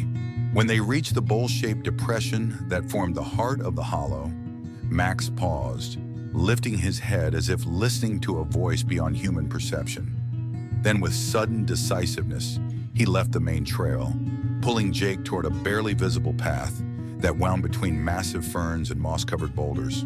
"Where are we going?" Jake asked, though he didn't expect an answer, and made no move to redirect their course. He had committed to following Max's lead, wherever it might take them. The side path narrowed as it descended further into the hollow, the trees growing more widely spaced but also more immense. Ancient giants whose gnarled trunks spoke of centuries of silent witness. The forest floor was carpeted with a thick layer of moss that muffled their footsteps, creating the illusion that they were floating rather than walking through this primeval landscape. After perhaps 15 minutes of steady progress, the path opened suddenly into a small clearing unlike any Jake had seen in his extensive explorations of Oregon's forests. It was perfectly circular, as if carved deliberately from the surrounding wilderness, its perimeter defined by 7 massive Douglas firs of identical size and spacing. At the center stood a single, enormous stump, all that remained of what must have been the largest tree in the hollow, its surface worn smooth by time and elements. Max approached the stump without hesitation, pulling Jake toward the center of the clearing with unmistakable purpose. When they reached it, Max circled once, sniffing the ancient wood, then sat beside it, looking up at Jake with an expression that clearly communicated, "Here, this is where we need to be." Jake unclipped the leash, allowing Max to settle more comfortably beside the stump, while he took in their surroundings. The clearing had a stillness different from the rest of the forest. Not the hushed quality of the hollow in general, but a profound silence that seemed to exist on a deeper level, as if this particular space operated according to different laws than the world outside. Above, the canopy opened to reveal a circle of sky, now tinged with the golden light of late afternoon. The sun would be setting soon, Jake realized, remembering Ellie's warning about not staying in Green Hollow after dark. Yet he felt no urgency to leave, no sense of threat in the approaching twilight. On the contrary, there was a rightness to being here at this hour, as if they had arrived precisely when they were meant to. Jake sat on the edge of the massive stump, running his hand over its smooth surface. The wood was warm beneath his fingers, warmer than it should have been in the cool forest air, as if retaining some inner vitality despite the trees long ago felling. "What is this place, Max?" he asked softly, looking down at his dog who had closed his eyes, breathing deeply and evenly in what appeared to be perfect contentment. "Why did you bring us here?" As if in answer, a breeze stirred through the clearing, unusual in the sheltered hollow, bringing with it a swirl of golden leaves that danced in the slanting sunlight before settling gently around them. One leaf, perfectly formed and glowing as if illuminated from within, landed directly on Max's back. Jake reached to brush it away, then hesitated, struck by the way it seemed to belong there, a fragment of the forest claiming kinship with his golden companion. The breeze continued, strengthening subtly, creating a sound like whispered conversation among the surrounding trees. Jake found himself listening, not with his ears but with some deeper sense, as if the very air was trying to communicate something just beyond his comprehension. Max opened his eyes and lifted his head, ears perked forward, clearly responding to something Jake couldn't perceive. He rose to his feet with a fluid grace that belied his illness, stepping away from the stump to stand at the center of the clearing, his attention fixed on the forest edge where the path they had followed disappeared among the trees. Jake followed his gaze, squinting slightly as the setting sun cast long shadows across the clearing. At first he saw nothing unusual, just the ancient trees standing sentinel, their massive trunks darkening as twilight approached. Then gradually he became aware of a subtle shift in the quality of light near the path entrance, a gathering brightness that seemed to coalesce from the very air, taking form with each passing moment. His breath caught as the brightness resolved into a distinct shape, canine, golden, moving with fluid grace between the trees. It was the blur from the photograph, now fully realized, unmistakably a dog identical to Max in every detail, except for the luminous quality of its fur, which seemed to glow from within like sunlight through amber. The golden figure paused at the edge of the clearing, regarding Jake with eyes that held a depth of awareness no ordinary animal could possess. Then it turned its attention to Max, who stood perfectly still, neither afraid nor surprised but expectant, as if this meeting had been long anticipated. Jake remained frozen on the stump, his mind struggling to process what his eyes were witnessing. The rational explanations, a stray dog, a trick of light, a hallucination born of stress and grief, dissolved in the face of the profound certainty that he was seeing something beyond ordinary reality. A presence that was both Max and not Max, both animal and something more. The golden figure stepped fully into the clearing, moving with deliberate grace toward Max.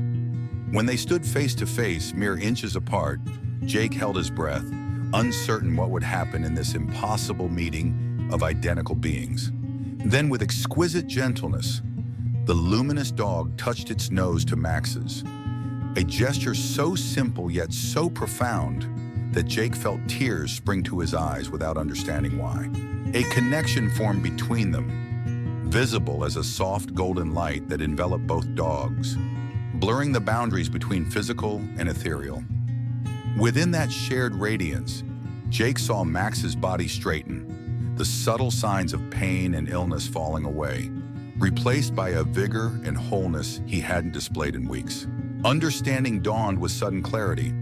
The luminous dog was offering healing, or perhaps more accurately, offering a temporary reprieve from the cancer that was consuming Max from within. Not a permanent cure, Jake knew instinctively that was beyond even this strange being's power, but a gift of time, of comfort, of dignity in the face of inevitable ending. The golden light pulsed once, brightly, then began to fade as the two dogs separated. Max turned to look at Jake, and in his eyes was a joy and peace that transcended the simple happiness of a pet, a profound contentment that spoke of understanding beyond words, of acceptance, of gratitude for the journey they had shared. The luminous dog remained a moment longer, its gaze meeting Jake's with an intelligence that felt ancient and wise. In that connection, Jake sensed rather than heard a message. Take care of him.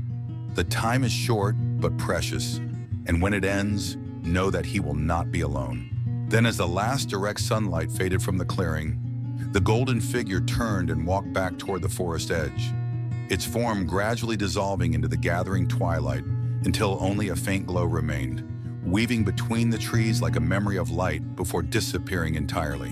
Max returned to Jake's side, pressing against his leg with familiar affection. When Jake reached down to stroke his head, he found Max's fur warm and vibrant beneath his fingers, the subtle tremor that had become constant in recent days now absent. Max looked up at him with clear, bright eyes that held no pain, only the steady love that had been the foundation of their bond since that rainy night years ago. "What just happened?" Jake whispered, though he knew Max couldn't answer in words. "What was that?" Max simply leaned more heavily against him, a gesture that seemed to say, "Does it matter? We are here together now." And perhaps it didn't matter, Jake realized as he sat in the deepening twilight with his arm around Max's shoulders. Perhaps the explanation, whether spirit guide, forest guardian, or some manifestation of energy beyond human understanding, was less important than the gift they had been given. This moment of peace, of connection, of time temporarily reclaimed from the relentless progression of illness. As darkness settled fully over Green Hollow, Jake became aware that they should leave, that despite the wonder of what they had witnessed, they were still mortal beings in need of shelter and rest. He stood, feeling oddly light despite the emotional weight of the experience, and clipped Max's leash to his collar. "Let's go home, buddy," he said softly. Max looked up at him, then around the clearing once more, as if committing it to memory or perhaps saying farewell to whatever presence lingered beyond human perception. Then he turned toward the path, leading Jake back the way they had come, with confident steps that showed no trace of pain or hesitation. The journey out of Green Hollow seemed shorter than their entry. The forest now cloaked in darkness, but somehow less mysterious, less foreboding than Jake might have expected. It was as if their experience in the clearing had granted them safe passage, marking them as welcome rather than intruders in this ancient place.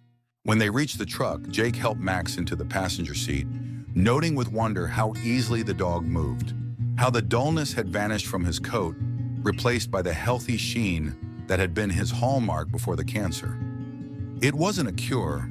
Jake understood that with a clarity that prevented false hope, but it was a reprieve, a gift of time without suffering. As they drove away from Green Hollow, leaving the ancient forest behind, Jake found himself filled not with the confusion or fear that might have been expected after such an inexplicable encounter, but with a profound sense of gratitude.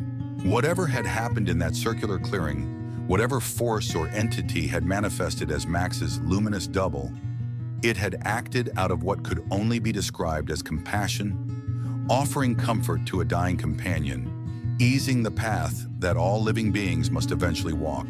And in that compassion, Jake found a strange solace. The world was vaster, more mysterious, more wondrous than he had imagined, filled with presences and possibilities beyond ordinary understanding. Yet within that vastness, the bond between a man and his dog remained significant enough to draw the attention of forces he could barely comprehend. It was, in its way, a kind of answer to the question that had haunted him since Max's diagnosis. How could something so meaningful, so central to his rebuilt life, be subject to the same cruel laws of mortality as everything else? The answer, it seemed, was both simpler and more profound than he had expected. It mattered precisely because it was mortal, because it was temporary, because it would end. But not yet, not tonight. Tonight, Max sat beside him with renewed vigor, watching the darkened landscape pass with bright, interested eyes. Tonight, there would be no pain medication, no careful monitoring of symptoms, no silent counting of remaining days. Tonight, there was only the road ahead, the companionable silence between them, and the knowledge that whatever time remained, be it days, weeks, or some miracle beyond that, it would be lived fully, joyfully, gratefully, together. The weeks that followed their experience in Green Hollow unfolded with a quality of grace that Jake had not dared to hope for. Max's renewed vigor persisted, not as a full reversal of his condition. The cancer was still present, still advancing, but as a significant easing of its symptoms. He moved with only occasional stiffness, ate with healthy appetite, and approached each day with the bright interest that had always been his hallmark. Jake knew it was temporary. Dr. Reeves had confirmed as much during a checkup visit, her expression shifting from professional concern to undisguised amazement as she examined Max. "I can't explain it," she had admitted, reviewing the latest x-rays which showed the tumor still present, but somehow less aggressive in its presentation. By all medical understanding, he should be in significant pain, possibly unable to walk at all by now. Yet his vital signs are strong, his energy levels remarkable for a dog with his diagnosis. She had looked at Jake then, with a question in her eyes that she didn't voice aloud. A request for explanation that Jake couldn't provide, at least not in terms she would find credible. So he had simply smiled and said, "He's always been special," which was both entirely true and entirely inadequate to describe what had happened in that circular clearing beneath the ancient trees. Now, as summer gave way to early autumn, Jake and Max continued their journey, not fleeing from death as they had been when they first set out, but embracing life with a fullness that transformed even ordinary moments into occasions of quiet joy. They explored hidden beaches where Max chased seagulls with puppyish enthusiasm. They camped beside mountain lakes so clear that stars reflected perfectly on their surface at night.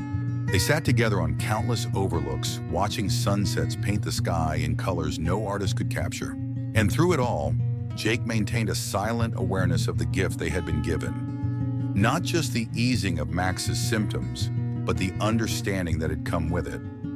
An understanding that their bond transcended the physical, that it existed in a realm where time operated differently, where ending was not erasure, but transformation. It was on a crisp October morning, with maple leaves turning crimson against a cloudless sky, that Jake sensed a subtle shift. Max had been slower to rise from his bed, his movements slightly stiffer than they had been in recent weeks. Nothing dramatic, just a gentle reminder that the reprieve was temporary, that the natural progression of his illness had merely been paused, not halted. Jake knelt beside him, running his hands carefully along Max's sides, feeling the subtle return of trembling in the muscles, the slight heat that suggested renewed inflammation. "How are you doing this morning, buddy?" he asked softly, though the answer was evident in Max's eyes, still bright with love and recognition, but shadowed now with the return of discomfort. Max leaned into Jake's touch, offering reassurance in the only way he could. His tail thumped gently against the floor, a muted version of his usual enthusiastic greeting, but no less meaningful for its restraint. Jake administered the pain medication that had been largely unnecessary in the weeks since Green Hollow, his movements gentle and practiced. As he watched Max relax slightly as the medicine took effect, a decision crystallized in his mind, not formed in that moment, but rather acknowledged, as if it had been waiting just below the surface of consciousness for the right time to emerge. "I think," he said quietly, "it's time for one last trip." Max looked up at the familiar word, trip, his ears perking forward despite his discomfort. Jake smiled, stroking the soft fur between Max's eyes. "Not a long one this time, just somewhere special, somewhere I think you'd like to see one more time." The drive to Green Hollow took most of the day, with frequent stops to allow Max to rest and stretch. The forest welcomed them with the same hushed reverence Jake remembered, the afternoon sunlight filtering through the canopy to create patterns of gold and shadow on the narrow track. When they reached the small clearing with the weathered wooden sign, Jake parked the truck and sat for a moment, gathering his thoughts. "We're here, buddy," he said softly, turning to Max, who sat watching him with steady attention. "One last visit." He helped Max down from the truck, noting how the dog leaned against him more heavily than before, how his steps were measured and careful as they set out along the main trail. Yet there was purpose in Max's movement, a deliberate quality that suggested he understood exactly where they were going and why. The forest seemed to acknowledge their return, the quality of light shifting subtly as they walked deeper into the hollow. The ambient sounds, bird calls, rustling leaves, the distant murmur of a stream, blending into a harmony that felt almost composed. Jake found himself walking more slowly than on their previous visits, partly to accommodate Max's pace, but also out of a desire to savor every detail of this final journey together. When they reached the fork where the barely visible side path led toward the circular clearing, Max paused, looking up at Jake with a question in his eyes.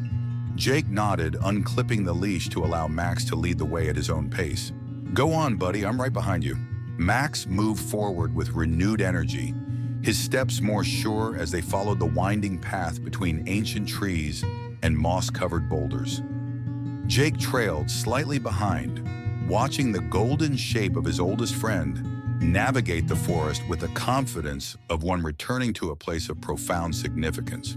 The circular clearing appeared exactly as Jake remembered it, the 7 massive Douglas firs standing sentinel around the perimeter, the enormous stump at the center worn smooth by countless seasons of sun and rain. Late afternoon sunlight slanted through the opening in the canopy, illuminating the clearing with a warm, golden glow that seemed to welcome them home. Max approached the central stump without hesitation, circling it once before settling beside it with a soft sigh of what sounded like contentment. Jake joined him, sitting on the edge of the stump and gently stroking Max's head, feeling the silky texture of his ears between his fingers.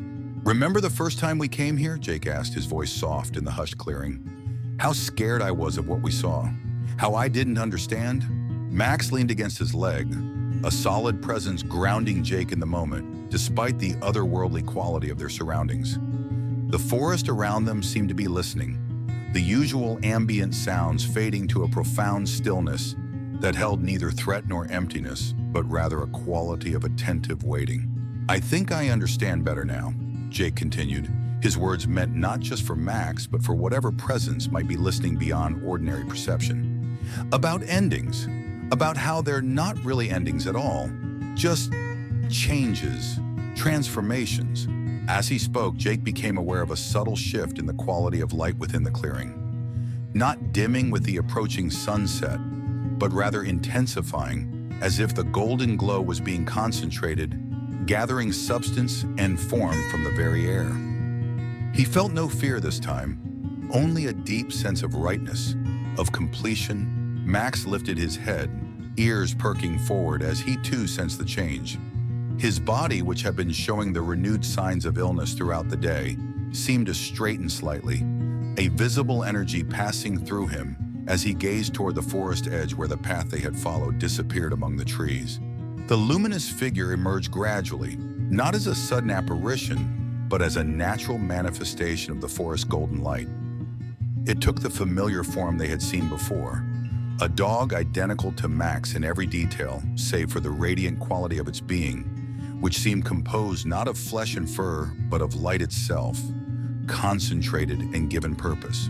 Jake watched in silent wonder as the luminous dog approached, moving with fluid grace across the clearing to stand before Max.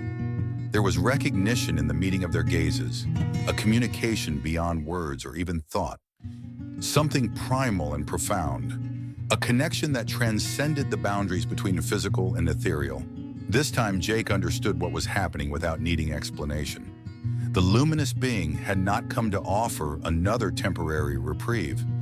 That gift had already been given, had already served its purpose in granting them these precious final weeks together. Now it had come for something else, something both simpler and infinitely more profound. It had come as guide, as companion for the journey Max would soon take alone. The realization brought tears to Jake's eyes, not of denial or despair, but of a strange, bittersweet gratitude. In this moment of perfect clarity, he saw that what was happening was not a cruel severance, but a compassionate transition. That Max would not face the final darkness alone, but would be met and accompanied by this radiant counterpart, this being of light that shared his form and essence. Max seemed to understand as well. He rose to his feet with visible effort, moving away from Jake to stand face to face with his luminous double. There was no fear in his posture, no hesitation, only a quiet dignity, an acceptance that spoke of wisdom beyond human comprehension. The two dogs touched noses in greeting, and as before, a soft golden light enveloped them both, blurring the boundaries between physical and ethereal. But this time, Jake sensed a different quality to the connection. Not healing offered to a suffering body, but rather communion between kindred spirits, one still bound to flesh, the other free of such constraints. Within that shared radiance, something passed between them. Knowledge, perhaps, or reassurance, or simply recognition of what was to come. When they separated, Max turned to look at Jake, and in his eyes was a depth of love and understanding that transcended the simple devotion of pet for owner. It was the gaze of a soul preparing for departure, saying farewell to a beloved companion with full awareness of the significance of their shared journey. Jake slid from the stump to kneel on the forest floor, opening his arms in silent invitation. Max came to him without hesitation, pressing against his chest with familiar warmth. Jake embraced him fully, bearing his face in the golden fur that had been his comfort through so many dark nights, so many moments of doubt and loneliness. "It's okay," Jake whispered, his voice breaking with emotion. "I understand now. You don't have to stay for me anymore."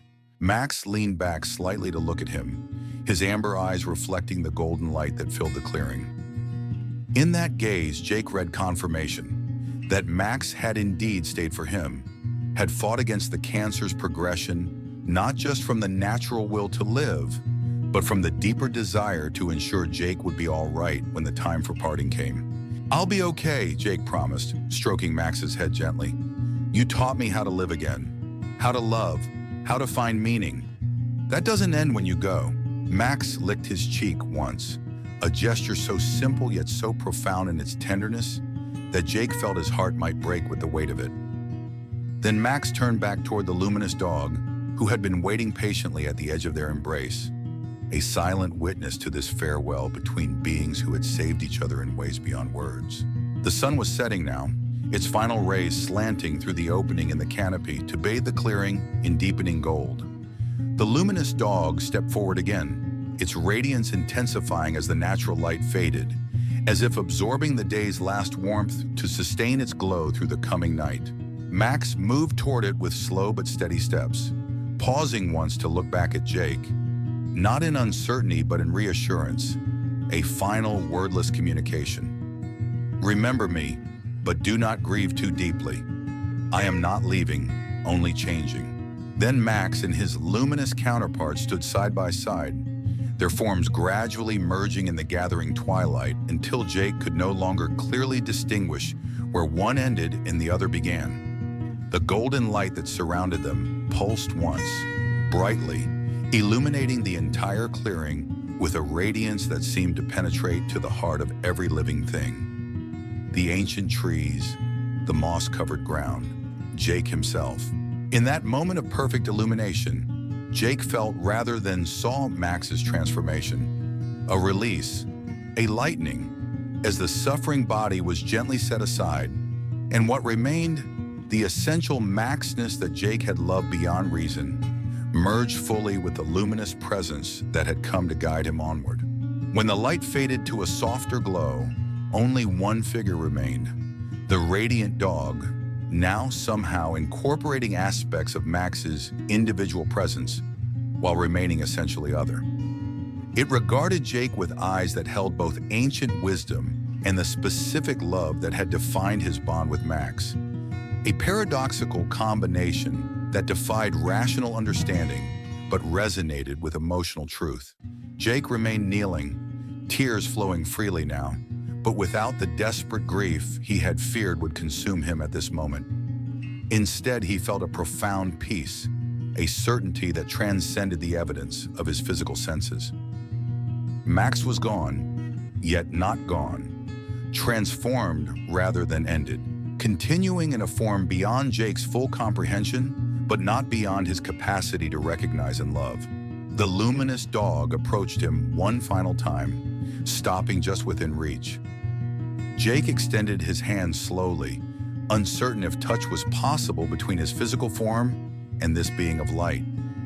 To his wonder, he felt warmth beneath his fingers, not the solid presence of fur and flesh, but a tangible energy that responded to his touch with subtle pulses of increased radiance. No words were exchanged, yet communication flowed between them with perfect clarity. Gratitude, recognition, promise. The assurance that bonds formed in love did not dissolve with the transformation of death, but rather evolved, continuing in ways that physical separation could not sever. Then the luminous dog stepped back, turning toward the forest edge where darkness had gathered fully now, the trees mere silhouettes against the night sky. It paused once more, looking back at Jake with what could only be described as benediction, a final acknowledgement of all they had shared, all they had meant to each other. And then it was gone, moving between the trees with fluid grace, its golden radiance visible for several moments as it wove deeper into the forest before gradually fading from sight. Not extinguished, but simply passing beyond the range of human perception, into realms Jake could sense but not follow. Not yet. Jake remained in the clearing long after the last visible trace of light had vanished, listening to the night sounds of the forest gradually return. The soft hooting of an owl, the rustle of small creatures in the undergrowth, the whisper of wind through the ancient branches overhead. The ordinary world reclaiming its rhythms after the extraordinary had briefly manifested within it. When he finally rose to his feet, joints stiff from kneeling on the cool ground, Jake felt both emptied and filled, bereft of Max's physical presence, yet carrying something new within him, a certainty that defied rational explanation, but felt more real than anything he had known before. He made his way back along the path by the light of a rising moon, its silver radiance so different from the golden glow that had filled the clearing yet beautiful in its own right.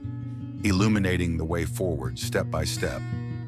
The truck waited where he had left it, a familiar anchor to the ordinary world that now seemed simultaneously less substantial and more precious than before.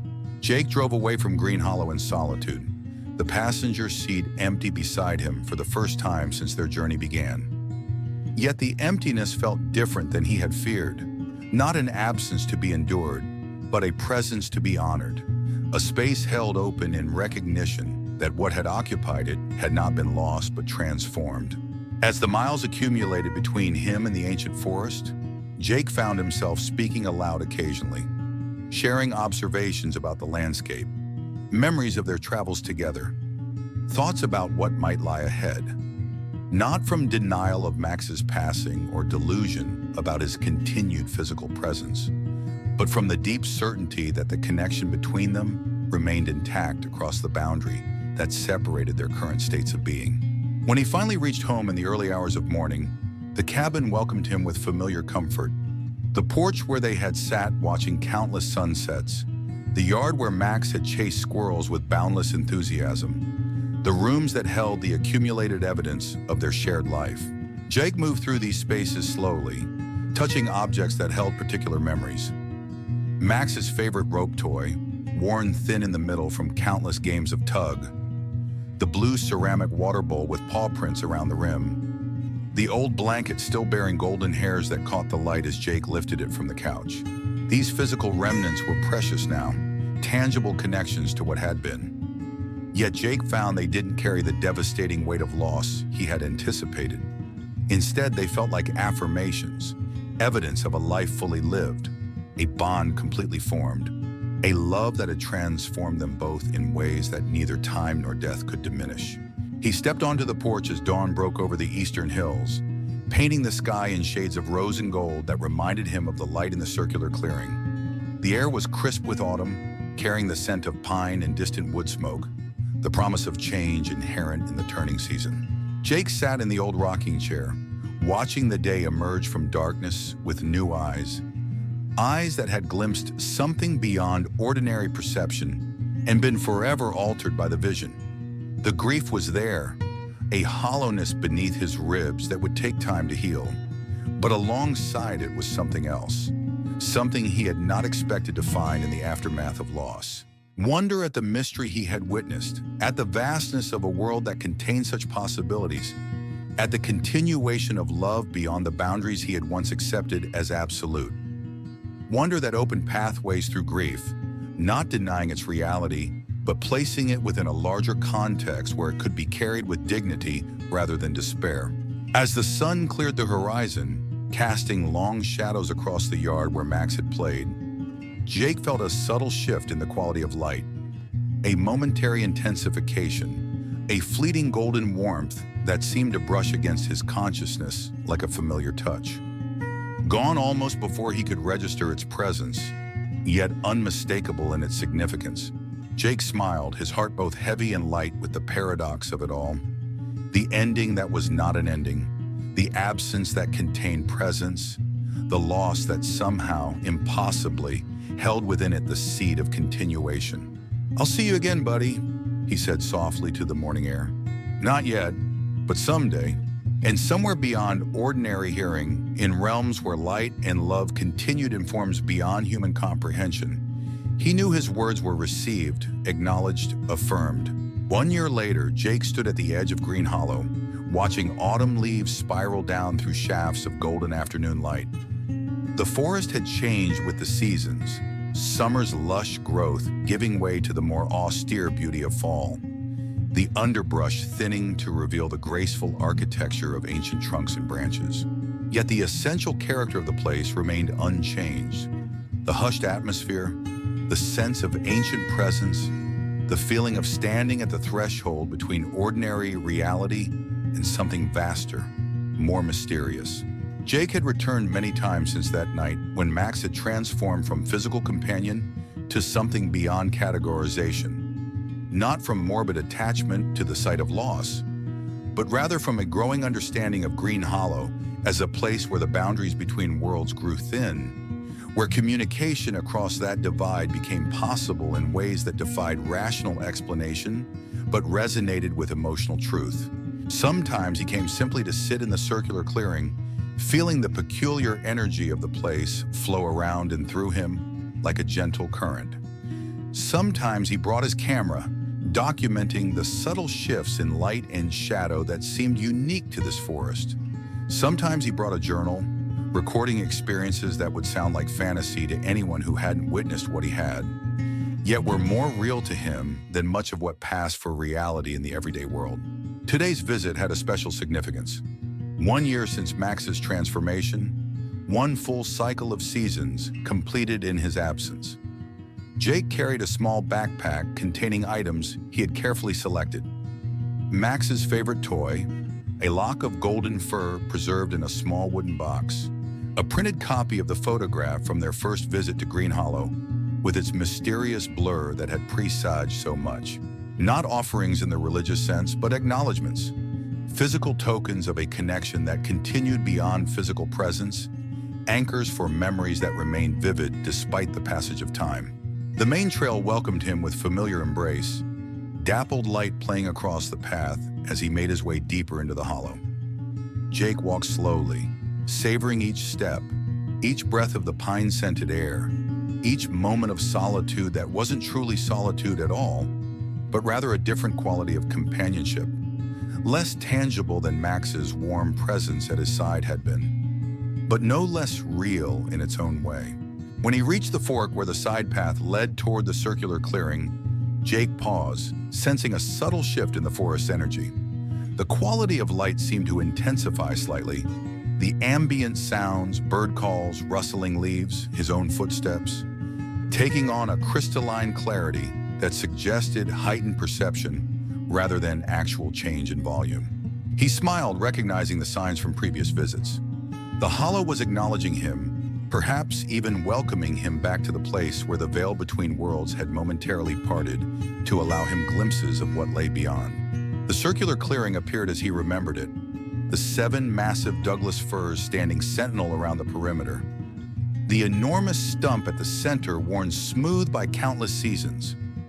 Jake approached the stump, setting down his backpack and removing the items he had brought one by one, arranging them on the weathered wood with deliberate care. "It's been a year, buddy," he said aloud, his voice soft in the hushed clearing. "A lot has changed, a lot hasn't."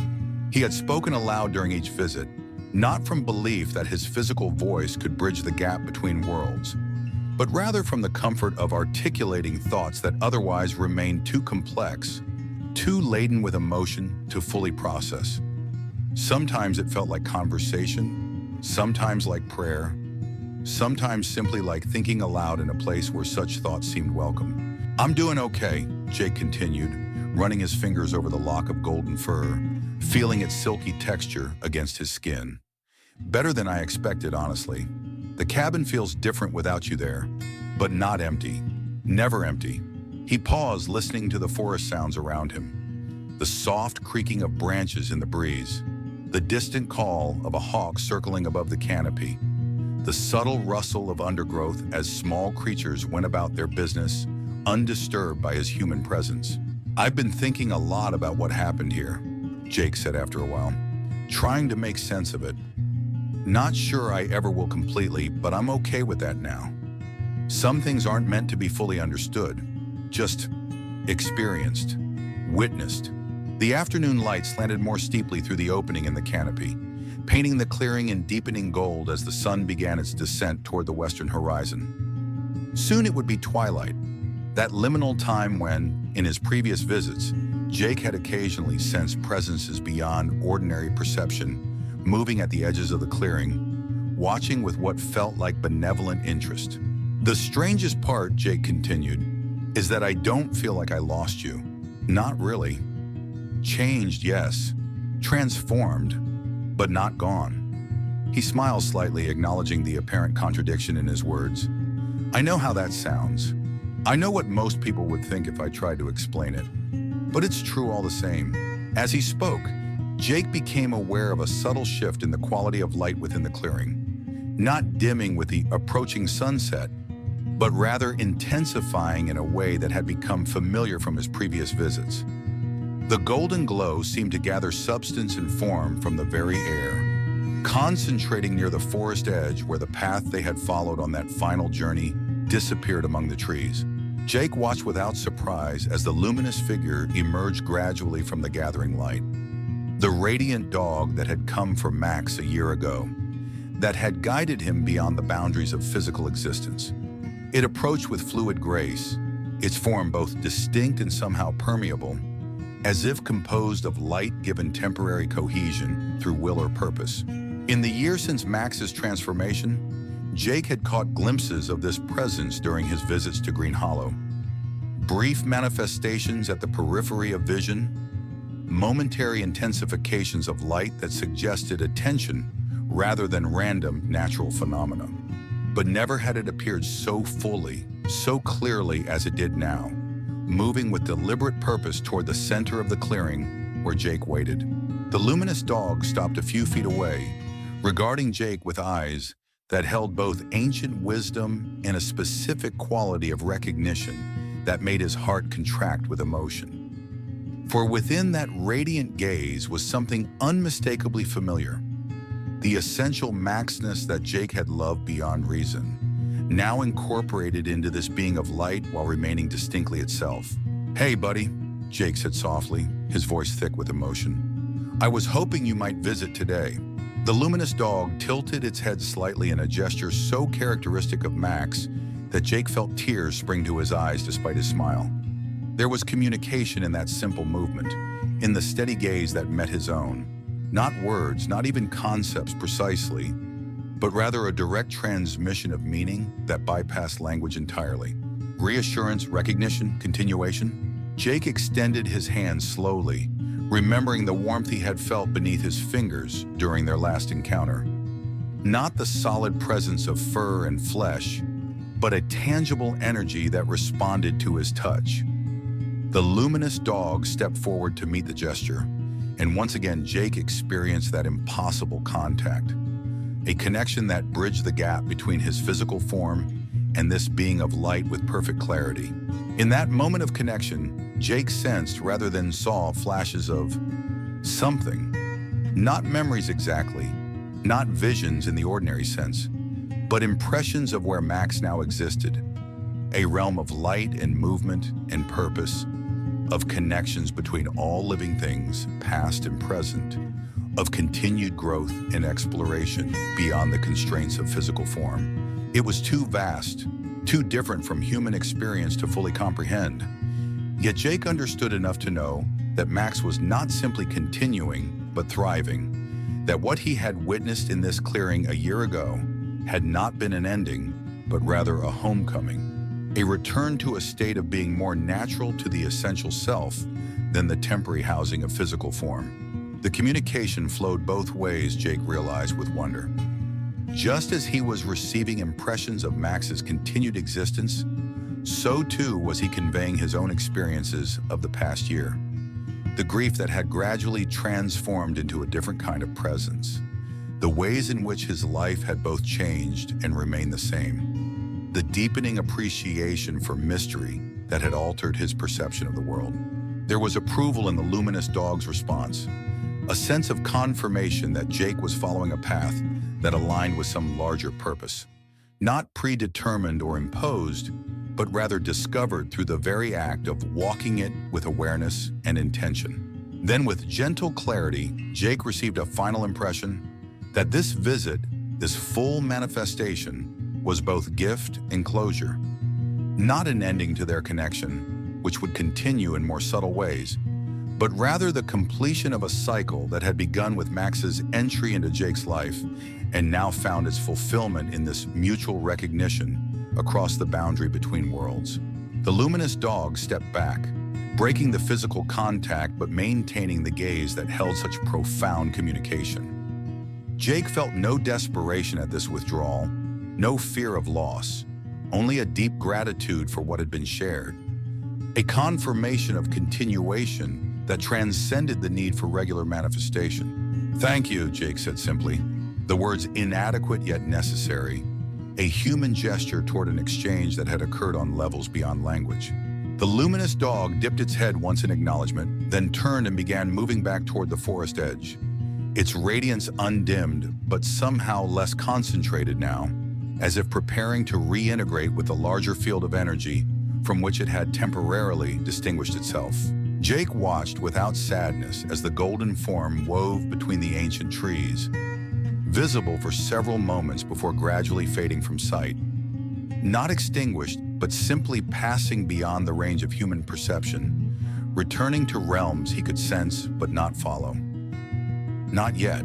The clearing remained bathed in the golden light of sunset for a while longer, the ordinary beauty of the natural world reasserting itself after the extraordinary had briefly manifested within it. Jake gathered the items he had brought, the toy, the lock of fur, the photograph, and returned them carefully to his backpack. They were mementos still, precious connections to shared history, but they no longer carried the weight of being primary links to Max's continued existence. That link had been re-established directly, confirmed beyond doubt or fear. It would remain a quiet certainty at the foundation of Jake's life, requiring no external validation or regular reinforcement. As twilight deepened toward true night, Jake made his way back along the path by the light of a rising moon, its silver radiance illuminating the way forward step by step. The forest embraced him with familiar sounds and scents, the soft hooting of an owl, the rustle of leaves underfoot, the sharp tang of pine resin in the cool air. At the edge of Green Hollow, where the weathered wooden sign marked the boundary between the ancient forest and the more ordinary world beyond, Jake paused for one final look back. The hollow lay in deepening shadow now, the massive trees mere silhouettes against the night sky. Yet he sensed rather than saw the continued presence of awareness within that darkness. Not threatening, but rather watchful, patient, existing according to rhythms and purposes beyond human understanding, yet not beyond human connection. "Goodbye for now," Jake said softly, the words carried away by a gentle breeze that seemed to arise in response, rustling the leaves around him in what felt remarkably like acknowledgement. Then he turned and continued to his truck, ready to return to the everyday world with its own demands and joys and challenges.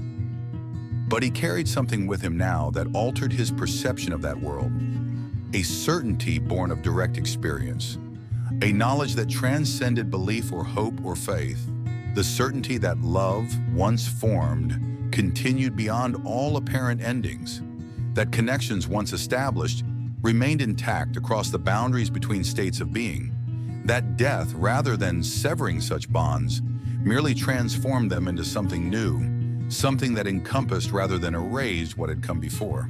As Jake drove away from Green Hollow for what he sensed would be the last time, not because the place would be closed to him, but because its purpose in his journey had been fulfilled, he felt a profound peace settle within him. Not the absence of emotion, but rather its completion, not the denial of loss, but its integration into a larger understanding of continuation. And somewhere beyond ordinary perception, in realms where light and love existed in forms beyond human comprehension, he knew his departure was witnessed, his journey forward blessed, his eventual return, in whatever form that might take, awaited with the patient certainty of eternal connection. Not as hope, not as faith, as truth.